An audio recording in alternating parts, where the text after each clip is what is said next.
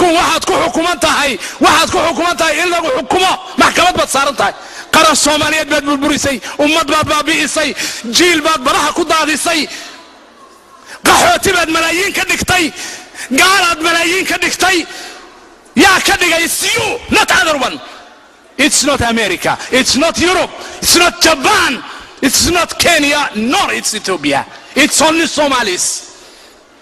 who killed themselves. dalkaaga iyo dadkaaga dib u dhis dalkaaga iyo dadkaaga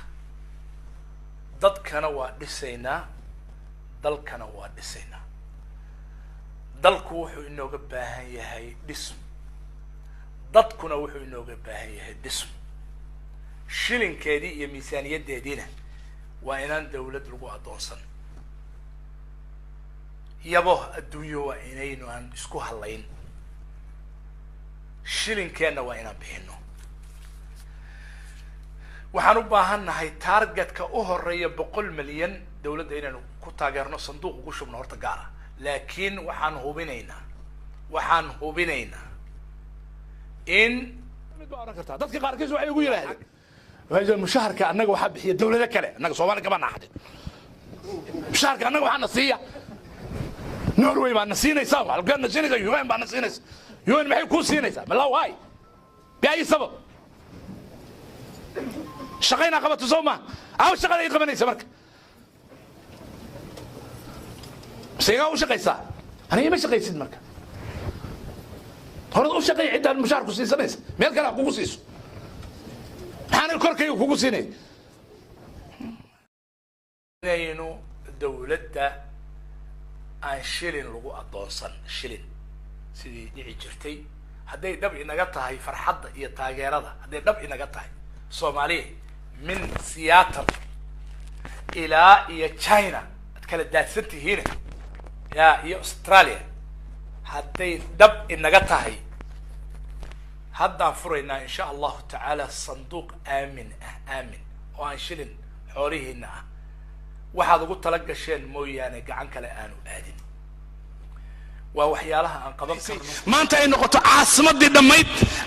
dhamayd la idin sheegayo it's nothing wax ka jira ma jiraan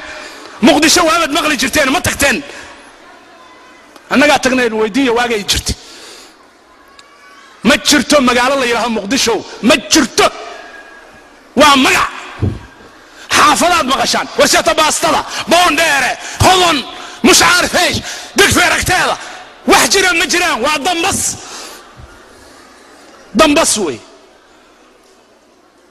يا ضمبس كدي كو حد جوجه oo ku dagaalamaya waxa looga shaqeynaya wadanka wad ogtihiin meel qaarkood khaasatan caasimada dhibaatooyin ba ka jira in la shaqeeyo ciidamada nabadgelyada amniga ciidamada xooga ciidamada booliska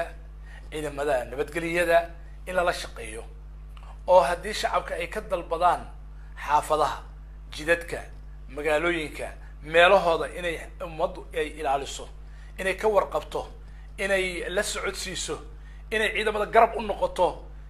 inay maaragtay kala shaqeeyaan ciidamada iyo dawladana waxa laga rabaa hanaankii inay la yimaadaan ay uga faa'iideeyaan xaqiiqinaysa maxaad ilaahay ugu jawaabaysaa maxaad ilaahay ku oranaysaa dalkan wuu buuxaa dahab buu ka buuxaa xooluhu ka buuxaa waxaa lagugu dhiibay mas-uul lagaaga dhigay inaad dadka inta u soo saarto aad u qaybiso oo aad u shaqayso isaga haddaan shaqada qaban karin isaga tag naftaada ha gubin dhagayso labadan xadiis haddaba waa la soo bannaan baxay magaalooyinka oo dhan baa laga soo baxay rag iyo dumar iyo carruur bannaankaa loo soo baxay kaasu waa dareenkii laakiin waxaa loo baahan yahay dareenka iyo farxadda in loo bedelo shaqo in loo bedelo camal in loo bedelo taas bay dawladdu ku noqon kartaa mid waxtar u noqota maxaynu marka kala shaqayn karnaa horta waxa ugu horeeya oo aynu kala shaqaynayn dhowr qodob baan tilmaamiye ilaa 4 qodob qodobka koowaad waxa weeye inaynu kala shaqayno horta taageerada qalbiga ah oo niyadda ah oo u hoggaansanka ah oo taag